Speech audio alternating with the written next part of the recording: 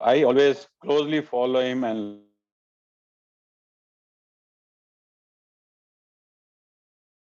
I wish him all the very best. He's already on a very high pedestal, and I wish that he should be the next president of ILA. And I now call upon Professor Sandor to deliver his talk on IFC and nation of transients and rhythms. Thank Professor you. Sandor, please. Thank you so much for this kind introduction. And it's a great pleasure being back to this web course. It's always a pleasure talking to you and your colleagues. So let me share the screen. Okay. So now you were supposed to see my screen. Okay. So I'm going to talk about EEG transients and rhythms. In other words, I'm going to talk about a systematic approach to EEG interpretation. So this is the outline of my presentation. I will start by describing the logical flow of assessing EEG, how we do the feature extraction, how we assess background activity, the interictal abnormalities, and the ictal abnormalities, if we catch any during the recording. Ideally, we should do the feature extraction blinded to everything else than the age and the level of consciousness of the patient, just to avoid bias. However, after we did the feature extraction, we need to interpret this in the clinical context. So it's very, very important that we interpret this and we put this into the clinical context.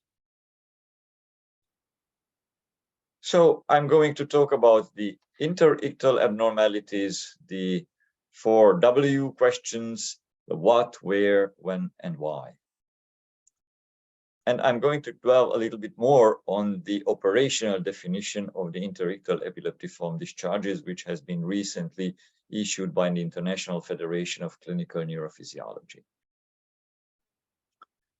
In the end, I will discuss the ictal EEG patterns, the seizure patterns on the EEG. Okay, so the very first thing you assess when you interpret an EEG is the ongoing activity, the background activity. Is it continuous? Is it symmetrical? What is the frequency? Is it mainly posterior, or is the amplitude mainly anterior? And then if you catch some seizures, then you report also the seizure patterns, the ictal patterns. However, seizures are rarely recorded during a routine standard EEG recording. But fortunately, there are EEG abnormalities which occur also in between seizures, the so-called interictal patterns. And this is typically what we describe in a routine recording. And fortunately, the interictal abnormalities have also a high diagnostic yield. Okay, so when you bump into an interictal EEG abnormality, then you ask yourself 4 questions. And all start with a W. So what, where, when, and why? So what, that is the form, that's about the form of the abnormality, the name of the grapho element. And here we have the 2 major groups, the interictal epileptiform discharges and the slow waves. And then within the interictal epileptiform discharges, we have the so-called spikes with a wave duration between 20 and 70 milliseconds. And then the sharp waves with a duration between 70 milliseconds and 200 milliseconds. Then we have the polyspikes with many spikes after each other, or the rhythmic repetition of spike, slow wave, spike, slow wave, spike, slow waves. And these are the so-called spike and slow wave complexes. Then the birds, that's kind of a new kid on the block. It's a relatively newly described pattern, although our neonatologist colleagues knew it for a long time ago. But for us adult neurologists, the birds, which is the abbreviation of brief, potentially ectorhythmic discharges, that's a relatively new aspect, but I will talk about it and I will show you examples later on. So the other big group is the group of the slow waves without an associated spike or sharp wave. So these can come in single discharges like single delta potentials, or they can come in runs or trains. So this is a very important warning. A false positive EEG report, that is overreading, is potentially more harmful to the patient than a false negative report, that is underreading. Now, why is it like that? Because you cannot undo a false positive report. If you have a false negative report, and later on you record additional EEGs, for example, you add sleep EEG after a routine EEG, and then you can undo your original error. You can undo the false negative. But if you issue a false positive report, that will haunt the patient for decades. So regardless how many normal EEGs you will record afterwards, people will always say, yeah, but 10 years ago, the EEG showed spikes. So you cannot undo a false positive report, or it's very difficult undoing it. So unfortunately, spikes are abused in the EEG, and overreading EEG, overinterpretation of these spiky transients as epileptiform discharges, this is the most common source of misdiagnosing epilepsy. And up to 1/3 of the patients referred to tertiary epilepsy centers on suspicion of drug-resistant epilepsy do not have epilepsy at all. And of course, this has detrimental consequences. Just think of the driving restrictions, the restrictions on various career choices, of course, the unnecessary exposure to the side effect of the anti-seizure medication, and of course, not treating the real condition, not treating the syncope or not treating the psychogenic non-epileptic seizure. What are the causes of overreading? Well, of course, lack of proper training, and then this trying too hard syndrome. So this is when trainees are rewarded for finding the spike. So the trainee who finds the spike, that's the best trainee. But the problem is that in this circumstance, trainees find also spikes where there are no spikes. And that's very, very dangerous because overreading is harmful to the patient. The other cause of overreading is when we fetishize these big waves with a phase reversal. We shouldn't do that. And then in the previous glossary of terms, there was a too vague definition. We were lacking widely accepted operational criteria before the latest edition of the EEG glossary. So this is what the interictal epileptiform discharge was defined like in the 1999 edition of the EEG glossary. So they were defined as transients distinguishable from the background activity with characteristic spiky morphology. Yeah, but what is a characteristic spiky morphology?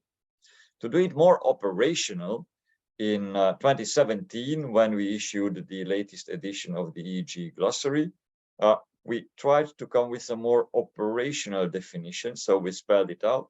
Now we come with 6 specific criteria. Now, let me guide you through these 6 criteria for interictal epileptiform discharges from the IFCN definition.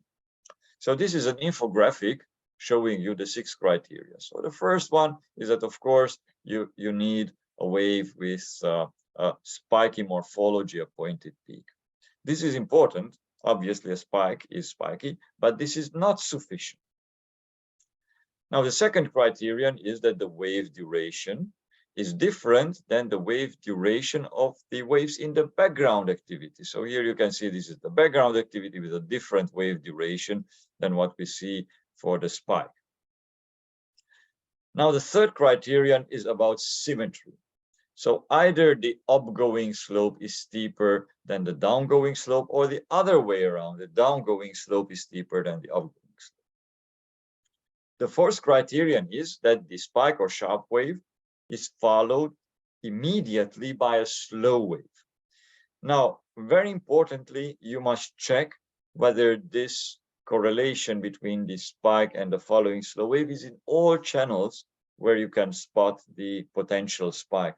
Because sometimes you have some slow waves which are unrelated to the spike, and then if by chance they occur just one after each other, then they can create this illusion of a spike slow wave. So just think how many slow waves you have here and there during the drowsiness, or you can have some posterior slowing in occipital leads in teenagers, or you can have temporal slow delta in elderly patients. So you must check that there is a correlation between the spike and the slow wave. The fifth criterion is that you have a perturbance in the background activity. Usually this is instead of the slow wave. So after the spike or a sharp wave, you have a flattening or a low voltage beta or gamma, even gamma activity. So it looks like a flattening, an electrodecrement in the EEG following the spike or the sharp wave. Now, very rarely you can see that in front of the spike, but mainly it's after the spike when you don't see, when you cannot see a slow wave after the spike, then you sometimes see a flattening. So this is the perturbance, the disturbance of the background activity. Now, the sixth criterion is about the distribution of the negative and positive voltages on the scarp, which suggests that the source is from the brain. Now, let me focus a little bit more because unfortunately, too many centers ignore the voltage maps, although most of the labs have in their EEG viewer this too. So obviously the EEG signal is generated in the gray matter, and then let me show you two scenarios. This is a generator in the cortical convexity. So here the pyramidal neurons generating the EEG signal are perpendicular to the surface. We call this a radial orientation. This gives you a radial current flow as shown in this infographic. So this will generate a large circumscribed negativity right on the top of the source, and then the rest of the head will be covered by diffuse low amplitude positivity. Now, if the generator is in the wall of a sulcus, then the neurons will be in parallel with the surface. We call this a tangential orientation, which gives this tangential direction of the current flow as shown here in this infographic. And this would give you a well-defined negative and a well-defined positive pole on the scarp. So again, source in the cortical convexity, then you have this distribution visible on this voltage map. And on voltage maps, we have color codes for the negativities and positivities. We have blue color for negativity and red color for positivity. So here you can see a nice negativity, high amplitude, relatively circumscribed, and then surrounded by diffuse low amplitude positivity. This tells you that there is a radial source in behind it. Now, this is a tangential orientation. So here the source is in the wall of a sulcus, and here you have this tangential orientation giving you a negative pole and a positive pole. Now you can see how regular these are. Again, in a 2- and 3-dimensional voltage map, you have radial distribution, tangential distribution. And this is opposed to a signal which is an artifact, not coming from the brain. Look at these examples. how irregular they are. They don't make any sense biophysically, neither as a radial source or a tangential source or as an oblique source. They are very irregular, which tells you that they do not come from the brain. Again, from the brain, very irregular, not from the brain. And again, in two-dimensional examples, so this is the direction of the current flow. This is from the brain. This is a radial source. Again, from the brain. Now you see this is very irregular. This is not from the brain. Okay, so these are the 6 criteria, but then you can ask, are these criteria created equal, or are some of the criteria which have higher inter-rater agreement and higher accuracy? And yes, we look at it, and 3 of the criteria have a higher inter-rater accuracy and give higher yield. And these are these 3. So the spiky character of the transient, followed by a slow wave, and then having a voltage distribution suggesting a source in the brain. So these are the heavyweight criteria. Now, how many times do we need to spot the criteria in an EEG? Well, as we said at the beginning, we want a high specificity because we want to avoid the false positives. We want to avoid overreading.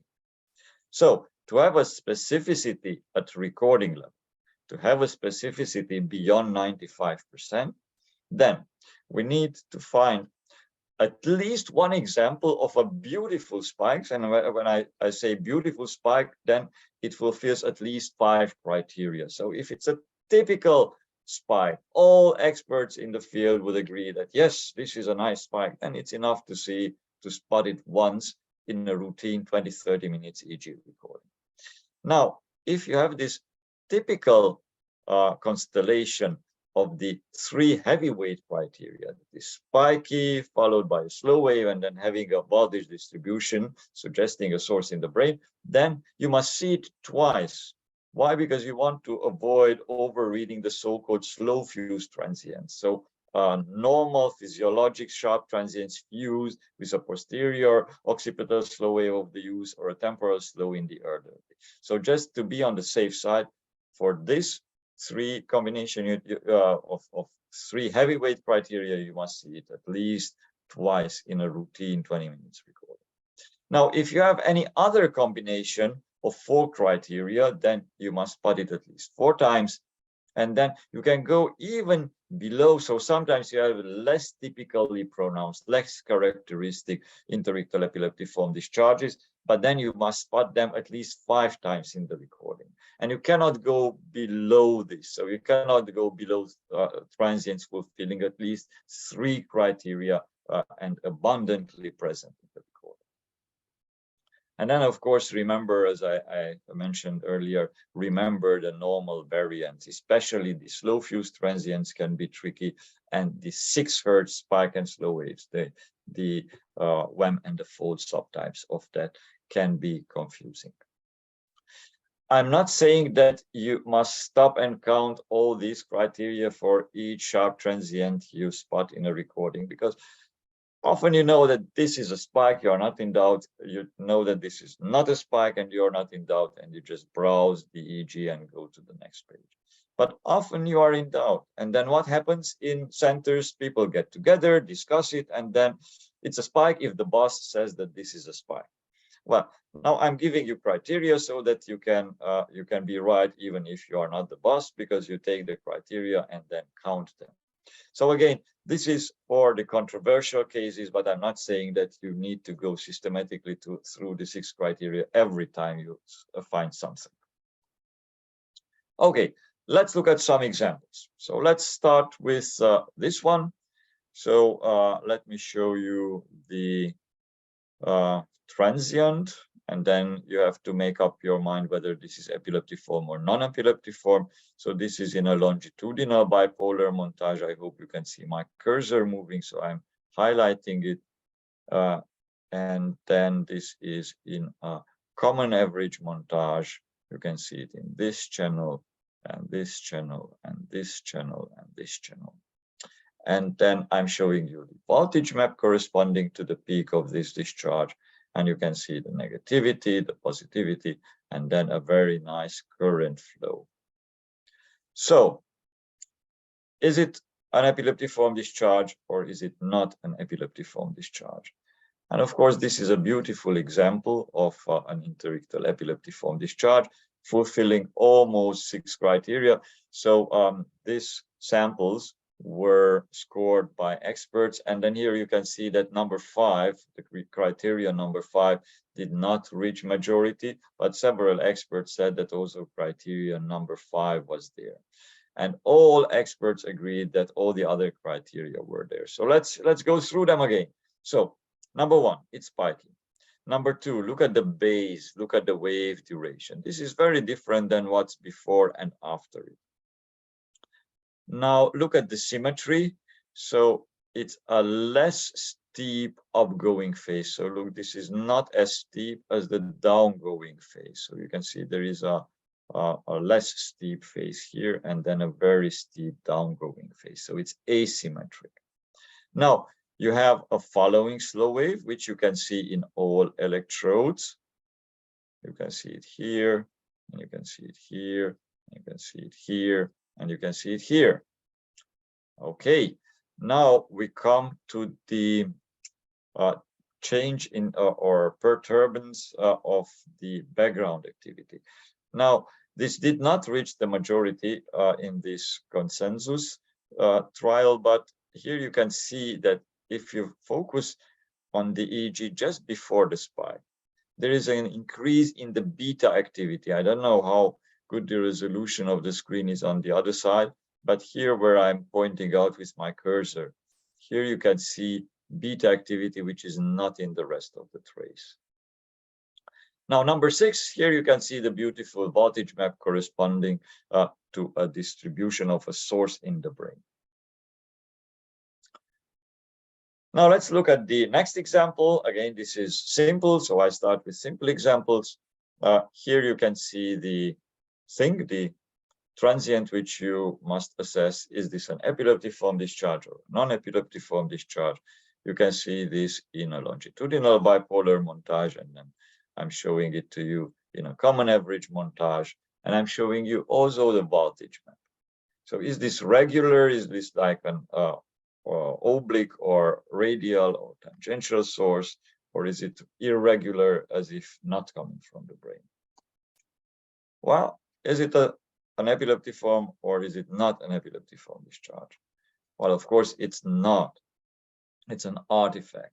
Why? Because, okay, it's spiky, and okay, the wave duration may be different than the rest, but it's symmetrical. There is no following slow wave. There is no change in the background activity.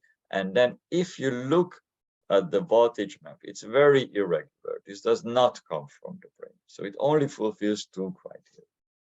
Okay, the first 2 were easy examples. Now let me show you a more challenging one. So what is this? I hope you can see my cursor moving. So it's this discharge I am asking you about.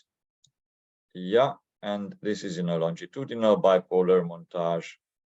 And then let me show you the same in a common average montage. Here, here, and here. And then let me show you the voltage map. Again, negativity, positivity. So make up your mind. Try to apply the 6 criteria. How many criteria are fulfilled here? Is this a spike or is this not a spike? Well, this is a normal sharp transient, which unfortunately has been misread, overread by many, even by many experts who did not use the IFCM criteria as an epileptiform discharge, but it's not. Now let's apply systematically the 6 criteria of the IFCM. Well, indeed, it's spiky. But if you look at the wave duration, it's very similar to what you see in the background before and after. So the wave duration is not different from the background. You do not have the second criterion. Look at the symmetry. It's not asymmetrical, it's symmetrical, so you do not have the third criterion. Now, the following slow wave. You may argue that here in F10, you can see a slow wave. But remember what I've told you, that there must be a correlation in space between the sharp component and the following slow wave, because this patient is drowsy, so you can have accidentally here and there some slow wave. And if coincidentally there is in one channel or a few channels, there is some slow wave close to the spike, you can misinterpret that. But if you check the correlation in all channels, then you can see that in T8, you have a very big amplitude, sharp transient, but there is no following slow wave. So there is no correlation in space between the sharp and the slow components. So you do not have the fourth criterion either. If you look at the background, it's the same before and after. There is no perturbance. There's no change in the background. So you do not have criterion 5. And then, yes, criterion 6 is there. There is a nice voltage map, but not everything which comes from the brain, which has a voltage map corresponding to the source in the brain. Not everything is a spike. We have also normal waves, normal sharp transients coming from the brain. So again, this example was misread by many experts, but when they applied systematically the IFCN criteria, they were able to avoid misinterpretation. So again, this is highlighting my point that you don't need to use the criteria for the obvious discharges, which are obviously a spike or obviously not a spike. But when you are in doubt, in cases like this, it really pays off to systematically apply the 6 criteria. Okay, so I mentioned the birds, the brief, potentially ictal rhythmic discharges. So these are actually at the border between interictal and ictal. This is the interictal ictal continuum. These are basically mini seizures. So they do not qualify for seizure because they do not have any clinical manifestation, and their duration is less than 10 seconds. If their duration was longer than 10 seconds, we would call it an electrographic seizure because there is no semiology, there's no clinical correlate to it. So they are briefer than that, so we cannot call them electrographic seizures, but the pattern is similar to what we see in a seizure because we see an evolution with it. So look how gradually the amplitude and the morphology and the frequency changes within this run of spikes.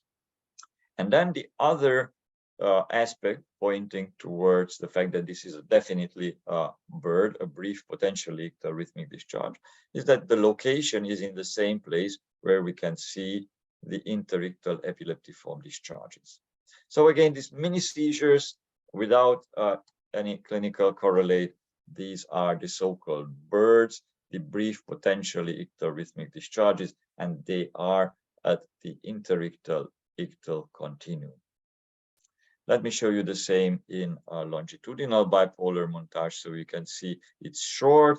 The duration is just up to 3 seconds, but there is an evolution in it. There is a gradual change in morphology, frequency, and amplitude, and they are in the same location where the interictal discharges are.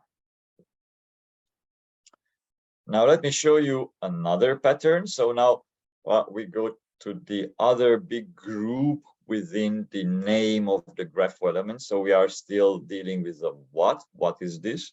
So this is not an interictal epileptiform discharge, but this is a TIRDA. This is a temporal intermittent rhythmic delta activity. You can see these monomorphic delta potentials in an intermittent but rhythmic train in the temporal region. So this is in a common average montage, and let me show you the same in longitudinal bipolar montage. Now, TIRDA is often associated with epilepsy. So although it's a slowing, it may be also a biomarker of epilepsy in patients with temporal lobe epilepsy.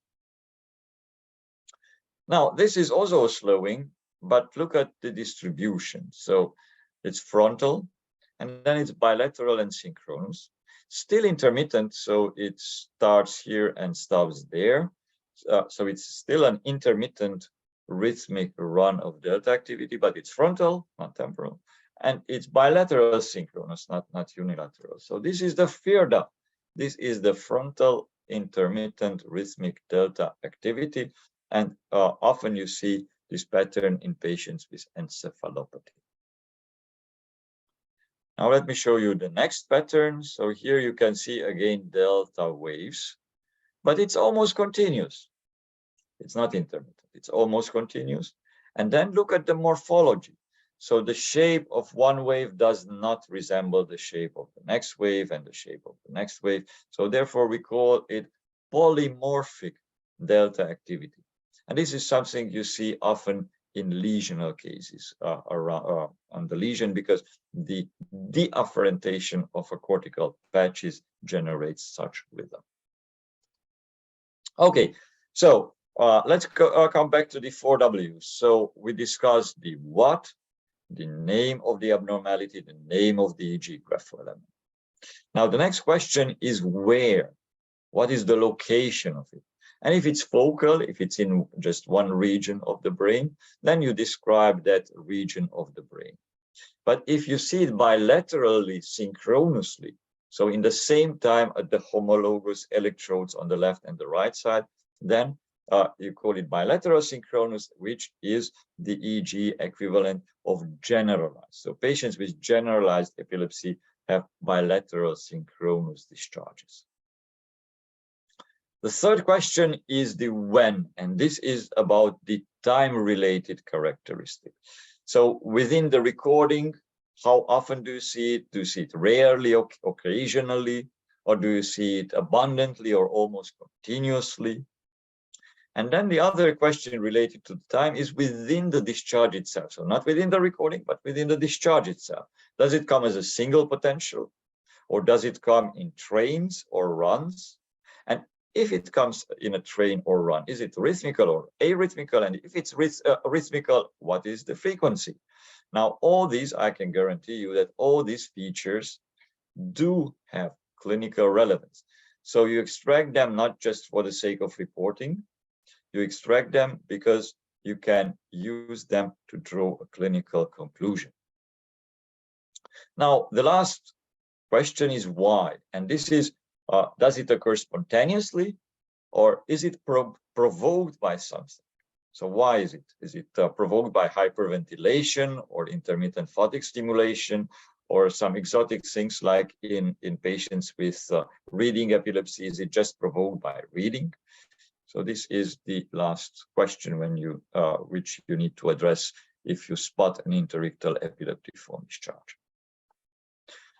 Okay, let's try to play with these questions. So here is discharge. You can see it in a common average montage, and then I can show you the same in a longitudinal bipolar montage. So what is this? Well, these are interictal epileptiform discharges. This was the first question. There are sharp slow waves. Then the second question, where is it? Is it bilateral synchronous? No, it is focal. It is in the left temporal area.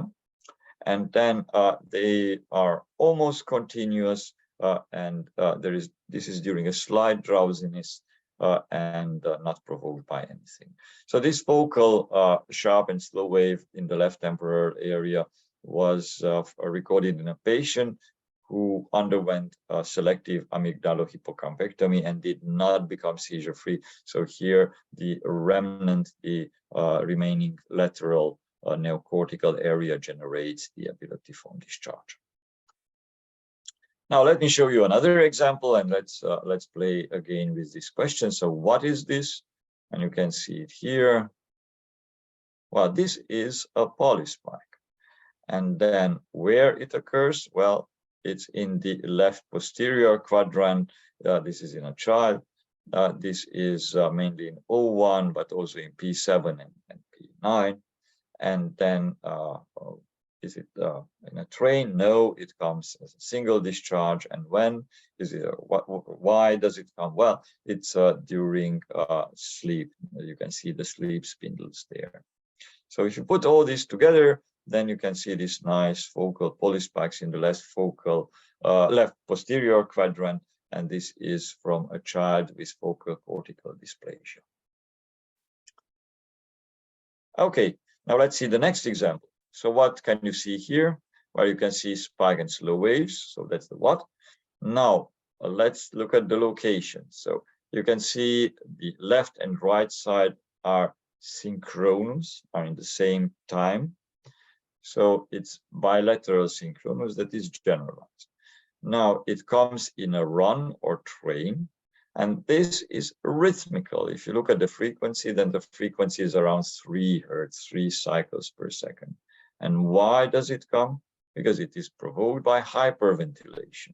So again, if you put together all these building blocks, then you can also reach a syndromic diagnosis. So this generalized 3 Hertz spike and slow waves during hyperventilation, they are typically seen in children with absence epilepsy. Now let's look at the next one. So what are these features here? Well, it's still a spike and slow wave, or rather a sharp and slow wave. It's still bilateral synchronous, so still generalized. However, when you look at the time-related features, the when, then you can see that the frequency is lower. So now we are in the area or range of 2.5, but mainly 2 Hertz. And it's fragmented. Look how rhythmical this is. And this is more fragmented. So it's slower and fragmented and not provoked by anything. It comes spontaneously. So this is the slow, sharp and slow wave complexes seen in children with Lennox-Gastaut syndrome. So again, by fine-tuning these features which you extract, you can put together the significance for the diagnosis. Let's look at another example. So again, bilateral synchronous spike and slow waves. Frequency is a little bit higher, so now we are around 3.5 Hertz. And then this is provoked by intermittent fatigue stimulation. Again, if you put together all these building blocks of a relatively rapid 3.5 Hertz spike and slow wave complexes provoked by intermittent fatigue stimulation, then again, this can help you with the diagnosis. This is recorded in a child or a teenager with juvenile myoclonic epilepsy. Now, this is another typical EEG pattern. This is classical hypsarrhythmia. So here I compressed very, very much the EEG because I had to drop the gain, otherwise you wouldn't see anything. But after decreasing the gain, you see big amplitude, diffuse, delta activity, but they are asynchronous. So if you look at the traces on the left side and the traces on the right side, they are unrelated, they are not synchronous. So it's chaotic a little bit. And then on this diffuse asynchronous delta activity, continuous delta activity, you have multifocal spikes and slow waves. So you can see it on the left side, right side, again, right side, so multifocal spikes. So this pattern of hypsarrhythmia is often, but not always, often seen in children with West syndrome.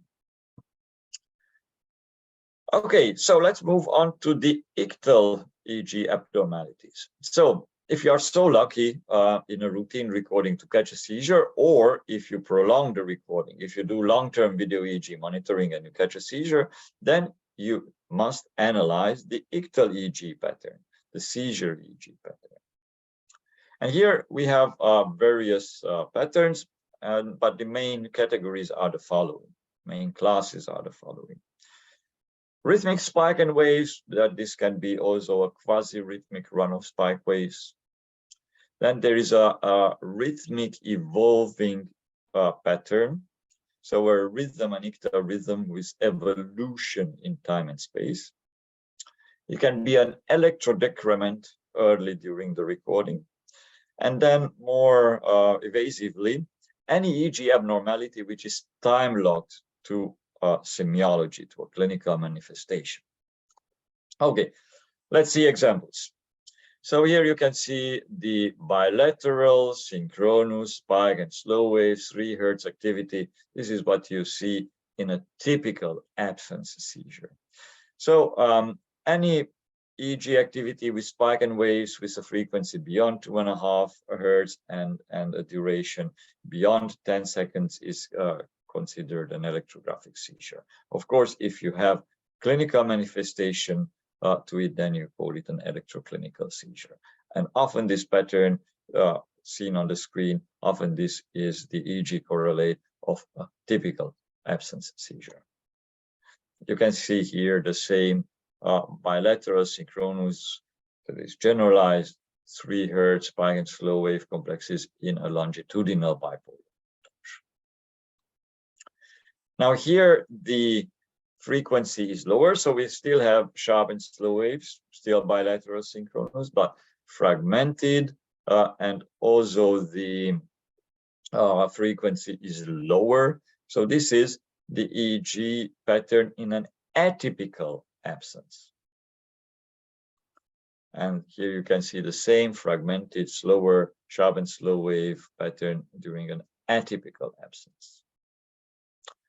Okay, the second most important category is the rhythmic activity evolving in time and space.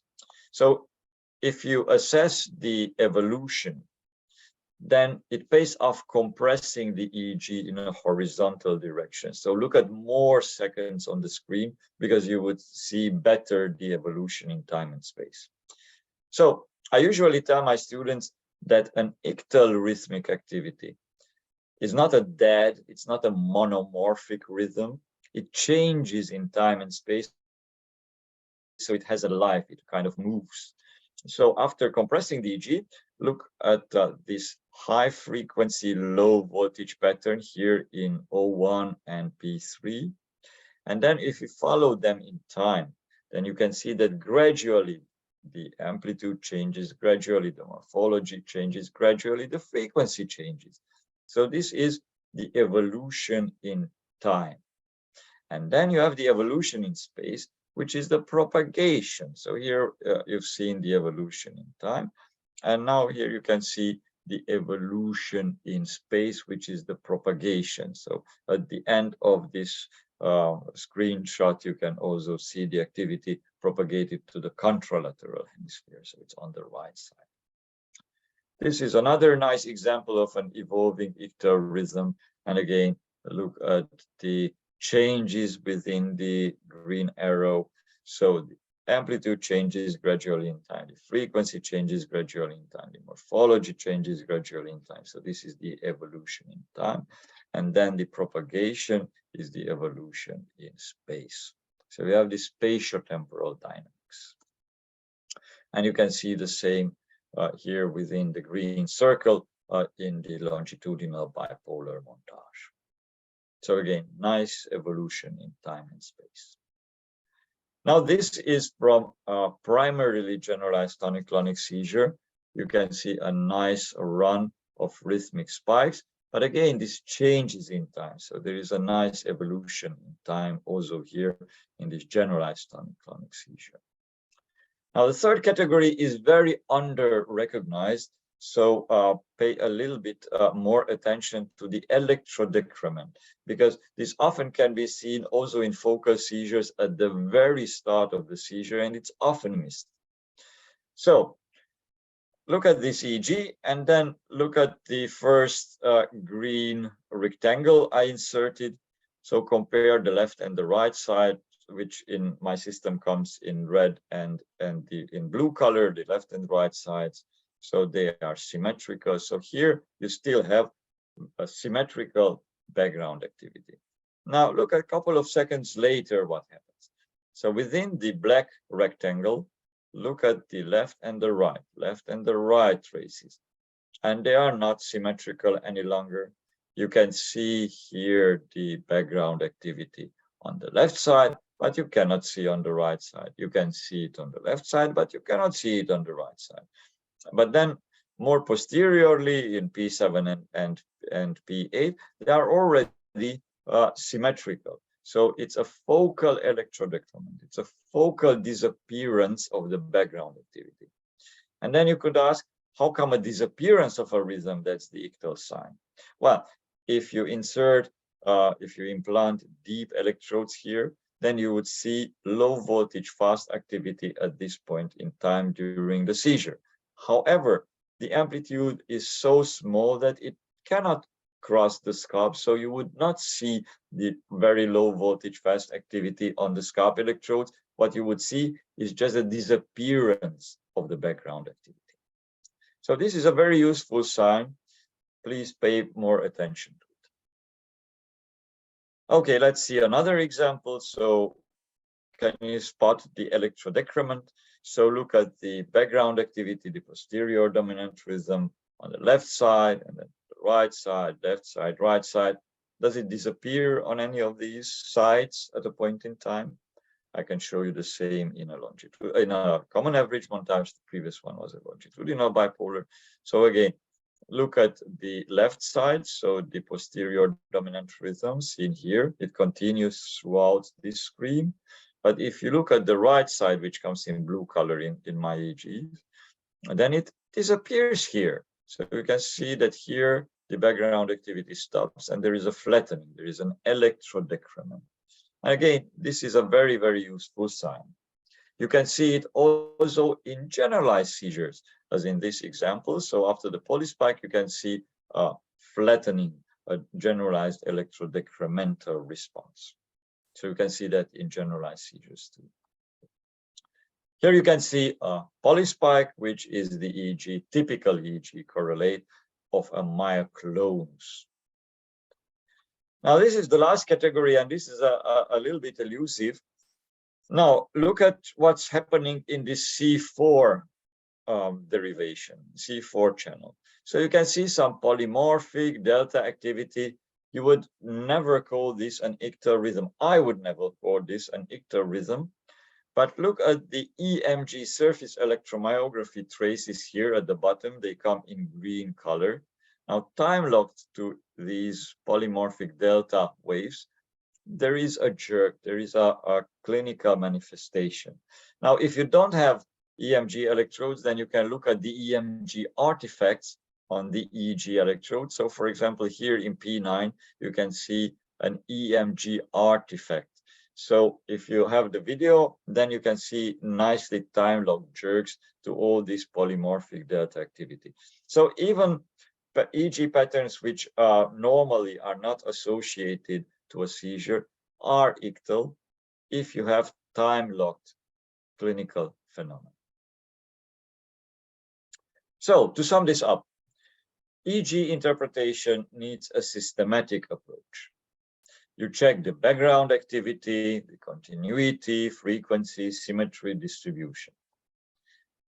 If you spot an interictal abnormality, then you carry on with a systematic feature extraction and you ask yourself the 4 questions: what this is, where it is, when it comes, and why it comes. And if you spot a seizure, then you assess the ictal activity. That is a rhythmic spike wave, an evolving ictal rhythm or quasi-rhythmic activity, electrodecrement, or any EEG abnormality time-locked with the semiology. Thank you for your attention. I would be happy to take questions. Wonderful, Dr. Sandor. It was made simple, what we call as, like we write books, EEG made simple, but very clear messages. And I'm sure we all have been benefited with this. And you showed some classical examples and also showed that not to underdiagnose or overdiagnose. And as you rightly said, it is often misdiagnosed.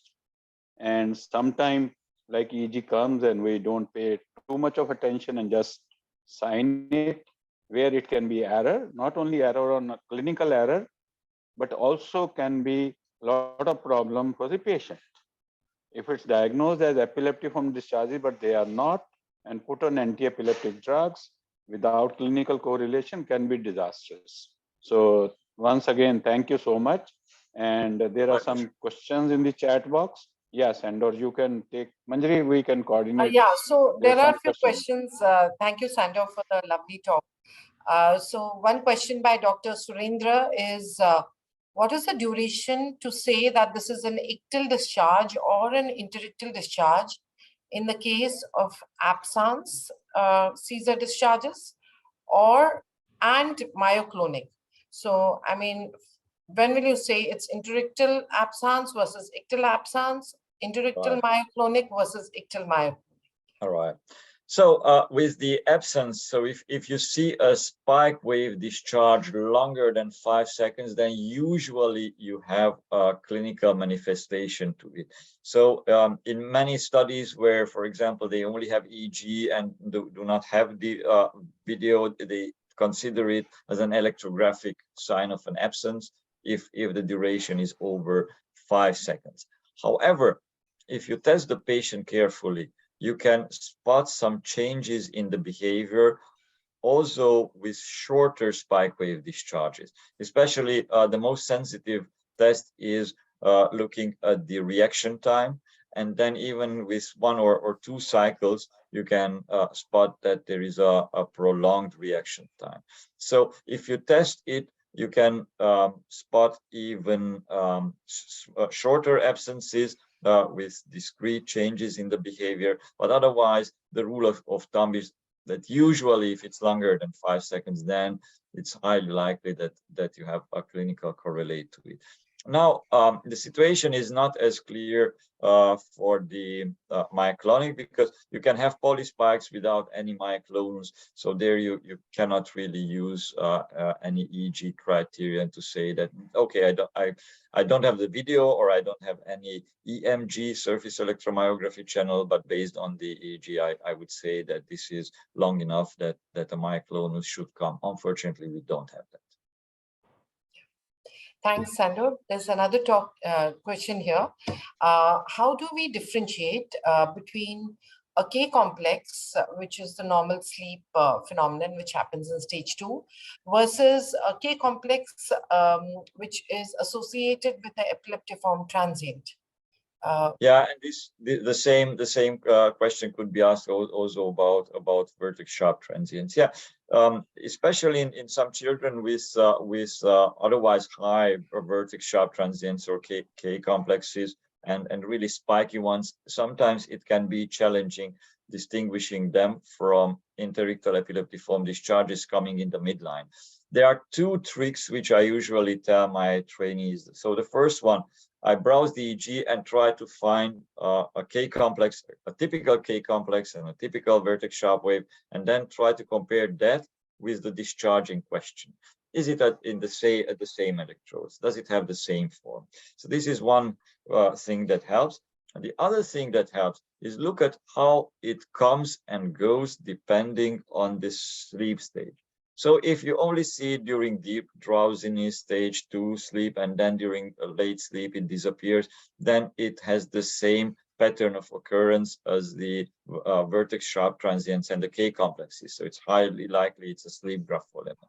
Right? If you would see it also later on during a deeper sleep where all your K complexes or most of your K complexes disappear, then it's an interictal epileptiform discharge. Thank you. So there's a question by Asma. She asks, how do you explain the phenomenon of FERDA? What is why does it appear bifrontally and whatever? Yeah. So the honest answer is that we do not know. So we do not know. It's a synchronous bilateral frontal activation. It's often in encephalopathy, but usually you see it in subacute severe conditions. You can see it also in a big tumor which displaces the midline. So it's non-specific but severe, and I do not have any explanation on how it is generated. So there's another question. How do we differentiate? What criteria do we use to differentiate burst suppression, attenuation, and generalized electrodecrement. So the amplitude criteria or whatever. So to differentiate between burst suppression, Burst suppression, attenuation, and burst generalized electrodecrement. Yes. So if you're under 10, so the first two, so you have to. So the last thing is in a different category than the first two things. So the first two things you use in a patient with critically ill, in critically ill patients, and there, if the amplitude is less than 10 microvolts, then you have a suppression. But then if it's if the smaller amplitude segments are over 10 microvolts, but half of the rest of the background activity, then it's an attenuation. So if it's just half of the rest of the background, but over 10 microvolts, then it's a burst attenuation. And then if it's under 10 microvolts, then it's a burst suppression. But this is in critically ill patients. Now, in electrodecrement, you always compare to the amplitude of the previously noticed background activity. And then if it's a marked decrease, like the ones that I showed you, then it's an electrodecrement. Thank you. So Dr. Madhuganda has asked, can the presence of a field in the EEG replace criteria 6 if we do not have voltage mapping on our EEG? Yeah, of course. So if you don't have a voltage map, then you look at the EEG in various montages and you try to put together where the negativity is, where the positivity is. So it can be done, but I think the easiest and most obvious is if you use a voltage map. But if you don't have voltage map, then you use the rules which you learn from the EEG. So negative phase reversal, positive phase reversal, and then you use a common average montage where you can see both the upgoing negative and then downgoing positive potentials too. So you try to put these two together. Yeah, thanks. So there's another question on how do you explain if there's a difference between birds from focal paroxysmal fast activity?